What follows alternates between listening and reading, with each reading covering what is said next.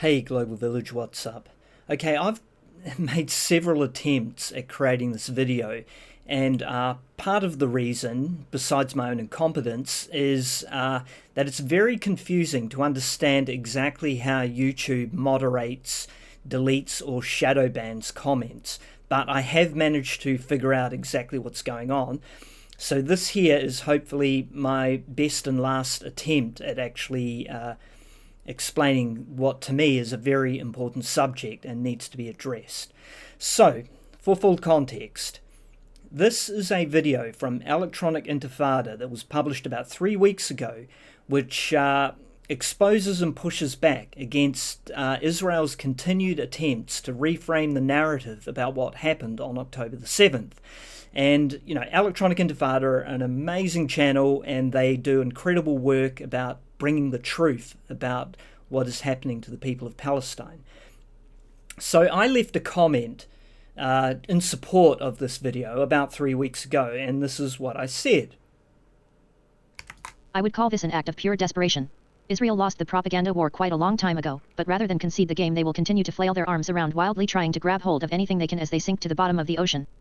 So I just used a colourful metaphor which was in support of the utter futility of what Israel are actually doing, that they continue to try and peddle these lies, despite the fact that they have been verifiably disproven by many sources. So that's fine. However, I just received this comment, I guess about 4 hours ago now, from when I actually created this recording, and let's just look at what they say. And now I should point out, this comment appears to have been shadow bound, so I can see it if I click on it directly, but it appears no one else can, which is interesting, isn't it? Because it got a like, which means I suspect this person liked their own video, or liked their own comment. So let's just go ahead and see what they have to say. When they were teaching us the Allah story, we didn't have internet, now we do. Right, so saying that when they were teaching us the story about the Holocaust, we didn't have internet, but now we do, with the implication being that we can now actually discover that maybe it didn't happen. So what we've got here is a Holocaust denier who's decided to comment on my comment in order to effectively poison the well. Now, I think there is only two possibilities here.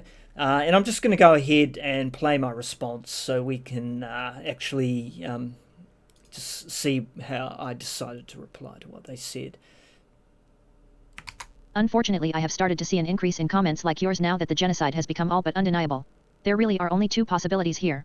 1. You are a Zionist PsyOp whose primary objective is to poison the well of legitimate support for the people of Palestine. 2. You are a neo-N** guy who legitimately believes the Holo didn't happen or are committed to making that claim because it furthers your own racist ideology.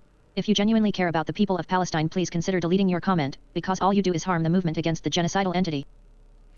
Yes, I think I'll focus on point one here, which is the possibility that they're effectively a Zionist PsyOp, because in many respects it's the most invidious and concerning. But either way, it's bad. Even if they are an actual Holocaust denier, which is like absolutely disgusting, I mean, that's really bad as well. But let's just consider this first option. Because I think if that's the case, what's happening here is that Israel are attempting to put out these bots that go around making these horrific comments that endorse my comment, and in doing so put words into my mouth, making it look as though I somehow agree with something that is absolutely disgusting and offensive. So why might they be doing this? Well, they're doing it because they want to delegitimize legitimate support against the genocide in Palestine. And we have to be very careful about people like that and allowing them to become a part of our community. We can see that in a more public way with the likes of Candace Owens and Nick Fuentes, who a large proportion of the left have now accepted into their communities, which is really bad because these people are legitimately, Holocaust deniers and Hitler apologists.